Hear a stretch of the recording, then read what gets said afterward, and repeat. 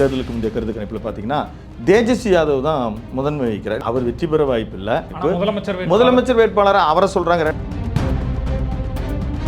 ஆனால் 2013 அந்த தேர்தல் பிரச்சார குழு தலைவராக தேர்ந்தெடுக்கப்பட்டு இவர் தான் பிரதமர் வேட்பாளர்னு சொன்னபோது முதல்ல கோச்சிக்கிட்டவர் இவர் தான். 2013 ஒரு முறை ஒரு கோச்சிக்கிறாரு, பிரதமர் வேட்பாளர் ரேஸில் நான் தான் இருக்கணும்னு. அதேமாதிரி 2023 கோச்சிக்கிட்டார். இது முதல்ல இப்போ கமலஹாசனுக்கு ஒர்க் பண்ண ஸ்டார்ட் பண்ணார். கமலஹாசனுக்கு அவர் ஒர்க் பண்ணி சக்ஸஸ் பண்ணி கொடுத்துருந்தா அவர் இப்போது ஒரு பெரிய வெகு வகுப்பாளர்னு சொல்லலாம். அவர்களுக்கு ஒதுக்கப்பட்ட தொகுதிகள் எல்லாம் அப்படியே கூட்டினோம்னா 252 சீட்டு வருது. இந்த தொகுதி எங்களுக்கு தான் கூட்டணியாகவே இருக்கு. அப்படி நிதிஷ்குமார் ஆல்டர்னேட்டுன்னு ஒரு வந்தால் இந்த மூவராக தான் இருப்பதற்கு வாய்ப்பு இருக்கு.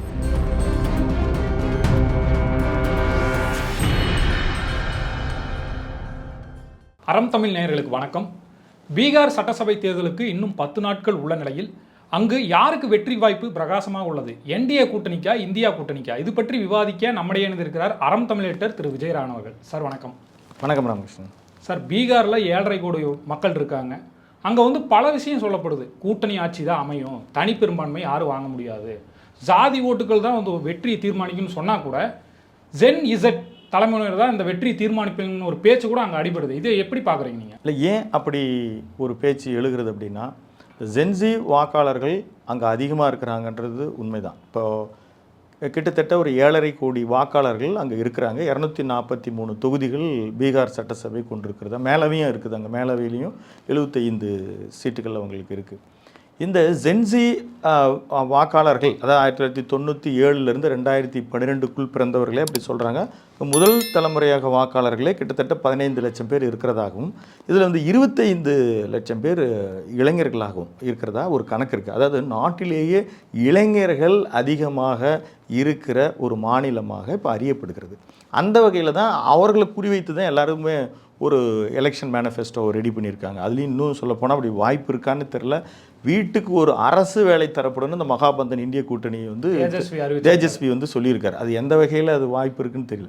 ஆனால் இவர்கள் முக்கியமாக ஒரு ஆவரேஜாக எடுத்துக்கிட்டால் 243 தொகுதிகள், அந்த தொகுதிகளில் ஆவரேஜாக எடுத்துக்கிட்டால் ஒரு 5000 6000 இளைஞர்கள் யுவதிகள் இந்த தேர்தலில் வாக்களிக்க போகிறாங்க. அப்போ அவர்கள் ஒரு சின்ன மாற்றத்திற்கான விதை இருக்க வாய்ப்பு இருக்குது அப்படின்னு தான் நம்ம பார்க்கணும். இப்போ தேர்தல் கணிப்புகள்லாம் எப்படி வருதுன்னா, என்டிஏ கூட்டணி தான் வெற்றி பெறும் அப்படின்ட்டு தேர்தல் கணிப்புகள்லாம் அப்படி தான் வந்துருக்கு. இல்லை, என்டிஏ கூட்டணி தான் வெற்றி பெறும்னு பெரும்பாலான இந்த ஓட்டர்ஸ் முதற்கொண்டு பிரபலமான அதாவது தேர்தலுக்கு முந்தைய கருத்து கணிப்புகள் அத்தனையுமே அப்படி தான் சொல்கிறாங்க. அதில் இன்னொரு விஷயம் என்னென்னா, எந்த கூட்டணிக்கான வெற்றி வாய்ப்பு இருக்குது அப்படின்னு நாமளுமே கூட நம்மளுடைய ப்ரீவியஸ் எலெக்ஷன்ஸ் ரெக்கார்டு அப்படின்றத எடுத்தும் வச்சு பார்க்கலாம். கடந்த பாராளுமன்ற தேர்தல் அப்படின்னு இப்போது நடந்து முடிஞ்ச 2024 பாராளுமன்ற தேர்தல், அங்கே 40 பாராளுமன்ற தொகுதிகள் இருக்குது. அதில் 30 தொகுதிகள், அதுலேயும் குறிப்பாக ஐக்கிய ஜனதா தளம் 12, பிஜேபி 12ன்னு அவர்கள் சமயமாக பெற்றிருக்கிறாங்க. அதில் என்டிஏ கூட்டணி 30 தொகுதிகளை பெற்றிருக்கிறது. இங்கே காங்கிரஸ் கூட்டணி, அதாவது காங்கிரஸ் கூட்டணி கூட அங்கே சொல்ல முடியாது, அதாவது இந்தியா அந்த ஆர்ஜேடியினுடைய கூட்டணி 9 தொகுதிகள் பெற்றிருக்கிறாங்க. அந்த வகையில் பார்த்தாலும் இன்னுமுமே அவர் என்னதான் மாறி மாறி எதிர் முகாம்களுக்கு நிதிஷ்குமார் சென்று வந்தாலும் கூட அவருக்கான அவர் கொண்டு செல்கிற கூட்டணிக்கான வாக்கு அப்படின்றது இருக்க தான் செய்யுது. இதில் இன்னொரு விஷயம் நம்ம கூர்ந்து கவனித்தா, இந்த கூட்டணி என்டிஏ கூட்டணி முதன்மை வகிக்கிறது, அதுக்கு அடுத்தது ஆர்ஜேடி பங்கு வகிக்கிறது. அதாவது அவர்கள் வகிக்கிற அந்த மகாபந்தன் இந்திய கூட்டணிக்கான ஒரு வெற்றி வாய்ப்புகள் அதிகமாக இருக்கும். ஒரு 75 தொகுதிகள் அவர்கள் பெறலாம் அப்படின்ற எண்ணிக்கை இருக்குது. ஆனால் முதலமைச்சராக அங்கே இருக்கிற கருத்து கணிப்பில் யாரை நீங்கள் தெரிவு செய்கிறீங்கன்னு இதே மாதிரியான 2 ஒரு பிரபலமான தேர்தலுக்கு முந்தைய கருத்து கணிப்பில் பார்த்தீங்கன்னா தேஜஸ்வி யாதவ் தான் முதன்மை வகிக்கிறார். இது விசித்திரமாக இருக்குது. அவர் வெற்றி பெற வாய்ப்பு இல்லை, ஆனால் கூட்டணி வெற்றி பெற வாய்ப்பு இல்லை அப்படின்ற கருத்து கணிப்பு. முதலமைச்சர் வேட்பாளராக அவரை சொல்கிறாங்க. 2வது பிரசாந்த் கிஷோர் சொல்கிறாங்க. பிரசாந்த் கிஷோர் இப்போ அந்த கடந்த நாடாளுமன்ற தேர்தலில் பார்க்கும் பொழுது ரொம்ப அவர் 5வது இடம் தான் அவருக்கு கிடைச்சிது. ஆனால் அவரை 2வதாக ப்ரிஃபர் பண்ணுறாங்க. என்னென்னா அவர் அங்கே அவரை ஒரு கௌரவ முகமாக அங்கே இருக்கிற மக்கள் எலைட் பீப்புள் பார்க்குறாங்க. நாடு முழுவதும் இருக்கிற பல்வேறு கட்சிகளில் பல்வேறு மாநிலங்கள் மத்திய கட்சிகள் உட்பட தேசிய கட்சிகள் உட்பட பலர் வெற்றிக்கு இவர் பின்னணியில் இருந்திருக்கிறார் அப்படின்றதும் இவருக்கு சொல்லக்கூடிய திட்டங்கள் வகுக்கிறது. ஏன்னா இது வந்து இன்னொரு விஷயம், ஐக்கிய ஜனதா தளத்தினுடைய துணைத் தலைவராகவும் பிரசாந்த் கிஷோர் இருந்தார். அந்த கட்சியினுடைய துணைத் தலைவராக இருந்தார். அந்த கட்சியினுடைய பல்வேறு மட்டங்களில் பணியாற்றுவதற்கு அவர் இருந்தார். இன்னும் சில இப்போ அவர் ரீசெண்டாக கூட அங்கே வந்து இப்போ 2010 2005 நடந்த தேர்தல்கள் எல்லாத்துலேயுமே நிதிஷ்குமார் முக்கிய பங்கு வகிக்கிறார். அப்போது பிரசாந்த் கிஷோர் கூட ஒருவருடைய நேர்காணலில் சொல்கிறார், அங்கு தேர்தல் நடந்து யார் எவ்வளோ வெற்றி பெற்றாலும் முதலமைச்சர் நிதிஷ்குமாராக தான் இருப்பார். ஏன்னா அவருடைய அந்த டாக்டிஸ் வந்து அந்த மாதிரி அப்படின்னு ஒரு விளையாட்டாக ஒரு நேர்காணலில் சொன்னார். அந்த வகையில் பார்க்க போனால் இந்த தேர்தல்களில் கருத்து கணிப்பு அப்படின்றது சொல்வதில் மக்கள் வெளிப்பாடாக இருந்தாலும் முந்தைய அந்த ட்ராக் ரெக்கார்ட்ஸ்லாம் பார்க்கும்போது என்டிஏ கூட்டணிக்கு வெற்றி வாய்ப்பு நன்றாக இருக்குன்னு தான் நம்ம எதிர்பார்க்கலாம். என்டிஏ கூட்டணிக்கு வெற்றி வாய்ப்பு இருக்குன்னு சொல்கிறீங்க. போன முறை வந்து தேர்தலில் பாஜகவும் இவர் நிதிஷ்குமார் தலைமையில் ஏதாச்சும் அவர் கம்மியான தொகுதிகளில் தான் ஜெயிச்சார். இருந்தாலும் வந்து அவர் முதல்வர் வேட்பாளராக நின்று இன்னைக்கு முதல்வராக இருக்கார். இப்பொழுது வந்து மறுபடியும் பாஜக அவர் தேர்ந்தெடுக்குன்னு நினைக்கிறீங்களா? இது ஒரு முக்கியமான ஒரு சிந்திக்கக்கூடிய ஒரு கேள்வி தான். ஆனால் அவருடைய ட்ராக் ரெக்கார்டு அப்படின்னு நீங்கள் பார்த்தீங்கன்னா, அவர் 2010 அவர் ஒரு சிறிய ஒரு நாட்கள் 7 நாட்கள் 8 நாட்களில் ஒரு முதலமைச்சராக இருக்கிறார். அதுக்கு பிறகு 2005 அவருக்கு ஒரு பங்களிப்பு கிடைக்கும். 2010 அவர் பிஜேபியோடைய அலையன்ஸில் தான் என்டிஏ கூட்டணியில் தான் அவர் தெரிவு செய்யப்பட்டு முதலமைச்சராக அவர் நகர்ந்துட்டு போயிட்டு இருக்கும் பொழுது முதல்ல என்டிஏ கூட்டணியில் பிஜேபியில் 2014 பிரதமர் திரு நரேந்திர மோடி அவர்கள் பிரதமர் ஆகிறார்.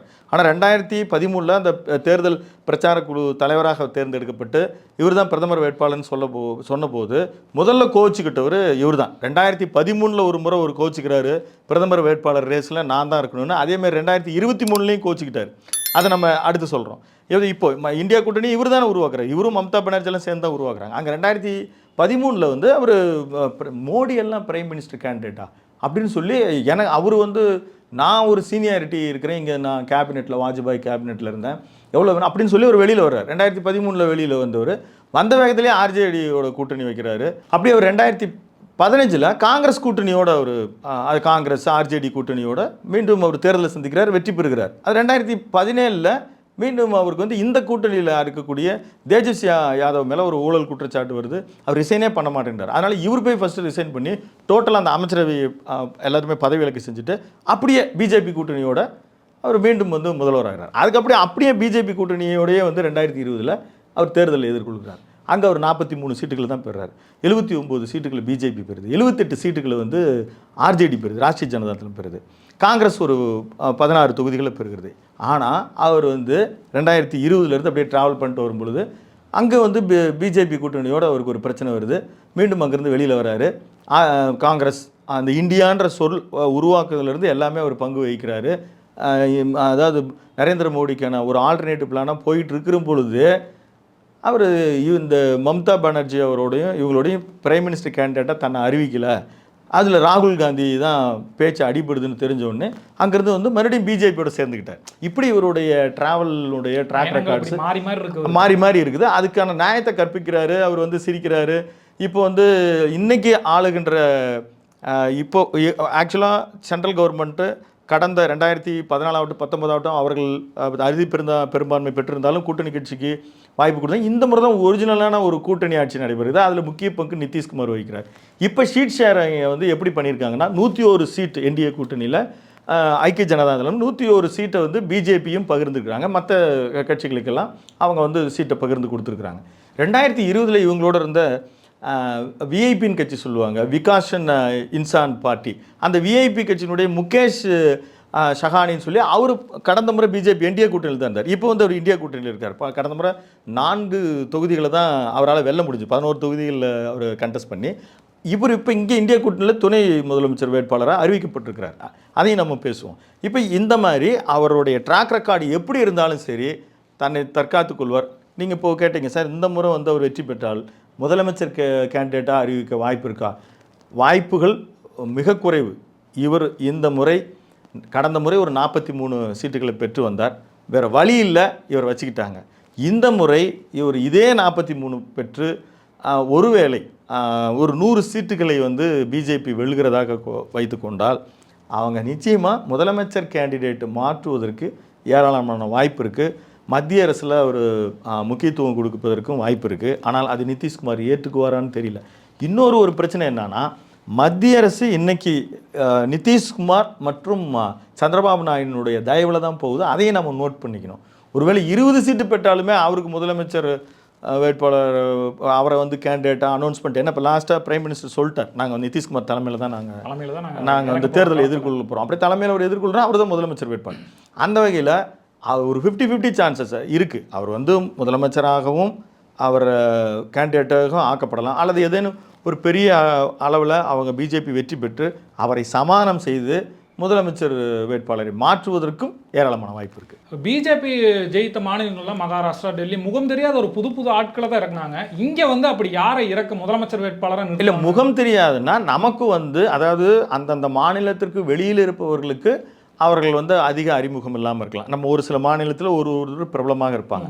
அந்த மாதிரி நீங்கள் சொல்ல பார்த்தீங்கன்னா இப்போ டெல்லியில் வந்து ரேகா குப்தா நம்ம யாருமே கெஸ் பண்ணல, அவங்க வந்தாங்க. மகாராஷ்டிராவில் முன்ன டெப்டி சிஎம்மாக இருந்தார் பட்னாவிஸ், இப்போது சிஎம் ஆகிட்டார். இதெல்லாம் ஓரளவுக்கு நம்ம கெஸ் பண்ணோம். கிட்டத்தட்ட அப்போ ஷிண்டே சிஎம்மாக இருந்தார். இந்த வாய்ப்பு பீகாருக்கு வருவதற்கு வாய்ப்பு இருக்குது. ஆனால் நம்ம வந்து இவங்க 2-3 பேருக்குள்ளே தான் வருவாங்க. ஏன்னா அவரையுமே இதை விட நிதிஷ்குமாரை விட மிகப்பெரிய அளவில் ஷிண்டே அடம் பிடிச்சிட்டு இருந்தார். பட் மத்திய அரசினுடைய அவருடைய பங்குன்றது ரொம்ப குறைவாக இருந்தது. இன்றைக்கி இந்த 12 சீட்டுகள் வந்து பிஜேபிக்கு மிக முக்கியமாக தேவைப்படுகிறது. அது மாதிரி நீங்கள் சத்தீஸ்கரில் ஒரு ஃபோட்டோ ஷூட் பண்ணுறாங்க, எல்லாருமே எலெக்ட் ஆகிட்டு வரும் பொழுது அவர் தியோ சிங்குன்ற ஒரு கடைசியாக நிற்கிறாரு, எங்கேயோ ஒரு பக்கம் நிற்கிறாரு. விஷ்ணு வந்து ஏதோ ஒரு பக்கம் போய் நிற்கிறார். ஆனால் அடுத்த நாள் வந்து அவர் தான் சிஎம் கேண்டிடேட்டுன்னு அனௌன்ஸ் பண்ணுறாங்க.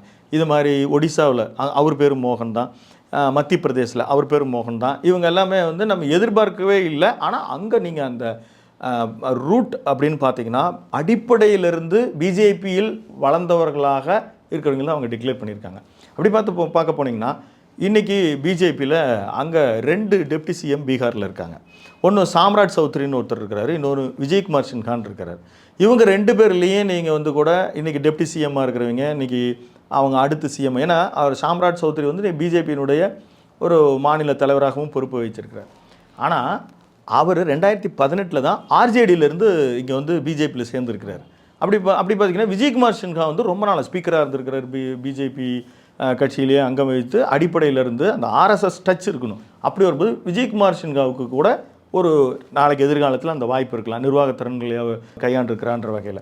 இன்னொருத்தர் இருக்கிறார் பீகாரில், பிஜேபியினுடைய மிக முக்கிய முகம் கிரிராஜ் சிங்க்னு சொல்லி சென்ட்ரல் மினிஸ்டராக இருக்கார், ஜவுளித்துறை மந்திரியாக இருக்கிறார், பெரிய பேச்சாளர்னால் அங்கே இருக்கிற இவங்க பிஜேபியினுடைய இந்துத்துவ முகங்களையெல்லாம் வந்து மிகப்பெரிய அளவில் மக்களிடம் கொண்டு போய் சேர்ப்பதிலும் ஆவேசமாகவும் அற்புதமாகவும் அவர்கள் தரப்பில் பார்க்கப்படுகிற பேச்சாளர், பெரிய இன்ஃப்ளூயன்ஸ் இருக்கிறவர்.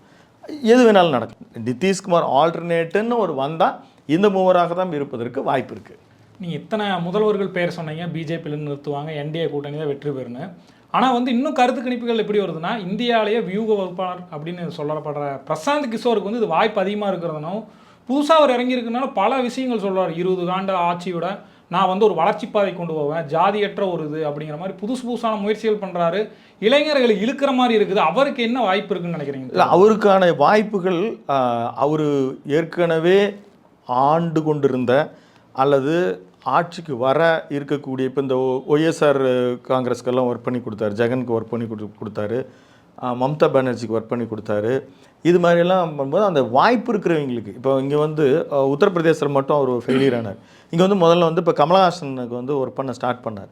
கமலஹாசனுக்கு அவர் ஒர்க் பண்ணி ஸ்டார்ட் பண்ணி சக்ஸஸ் பண்ணி கொடுத்துருந்தா அவர் இப்போது ஒரு பெரிய வியூக வகுப்பாளர்னு சொல்லலாம். அவர் பெரிய வியூக வகுப்பாளர் தான், அவரோட பணியாற்றியவர்கள் எல்லாருமே அதே துறை மேற்கொண்டிருப்பாங்க. ஆமாம். ஆனால் அவர் வந்து தன்னுடைய இவ்வளோ தூரம் நம்ம எல்லாத்துலேயும் ஒரு ஐக்கிய நாடுகள் சபைகளில் ஒரு டேட்டா அனலிஸ்டெல்லாம் ஒர்க் பண்ணிவிட்டு இங்கே வந்து மக்களுக்கான தேவைகள் என்னென்ன அப்படின்றத அவரும் ஒரு உளப்பூர்வமாக தெரிஞ்சுக்கிட்டு மொழி தெரியாத இடத்துல எல்லாம் கூட வந்து அதற்கான டீம் அமைச்சு ஒரு சில வெற்றிகளை மற்றவர்களுக்கு தேடி கொடுப்பதில் இவர் ஒரு சாரதியாக பின்னணியில் இருந்திருக்கிறாருன்னு வச்சுக்குவோம்.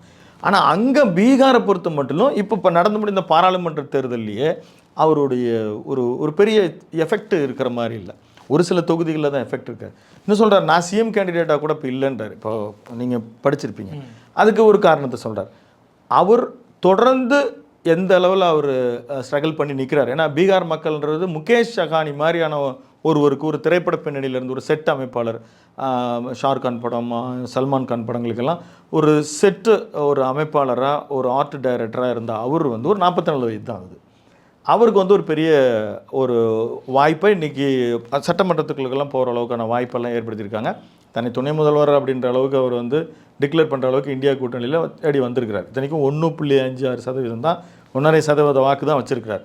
இதை விட கம்யூனிஸ்ட் பார்ட்டி 3க்கு அங்கே இந்திய கம்யூனிஸ்ட்டு, மார்க்சிஸ்ட்டு நம்ம இங்கே பார்ட்டி இருக்க மாதிரியே அங்கே வந்து மார்க்சிஸ்ட்டு லெனினிஸ்ட்டுன்னு ஒரு பார்ட்டி இருக்காங்க. அந்த பார்ட்டி ஏற்கனவே சட்டமன்றத்தில் 11 தொகுதிகளை அவங்க வச்சுருக்கிறாங்க. அவர்களுக்கும் கூட வந்து முதலமைச்சர் வேட்பாளர் அவங்க எப்பயுமே அவங்க இந்த மாதிரி கம்யூனிஸ்ட் பார்ட்டி வந்து விரும்ப மாட்டாங்க, எப்பயுமே எதிர்க்கட்சி வரிசையில் இருப்பாங்க அப்படின்னா. அப்போ இப்போ இந்தியா கூட்டணியில் வலிமையாக கேட்டு பெறக்கூடிய அளவிற்கு இவர் முகேஷ் சகானி வந்து இருக்கிறார். அவங்களுடைய கூட்டணி பங்கீடு இப்போ 143 சீட்டில் ஆர்ஜேடி நிற்கிது. மிச்சம் வந்து 100 சீட்டை வந்து நீங்கள் எல்லாம் பிரிச்சிங்கன்னு சொல்லி அந்த நீங்கள் பார்த்துருப்பீங்க, அந்த ஃப்ரெண்ட்லி ஃபைட்டை பார்த்துருப்பீங்க. அவர்களுக்கு ஒதுக்கப்பட்ட தொகுதிகளெல்லாம் அப்படியே கூட்டினோம்னா 252 சீட்டு வருது.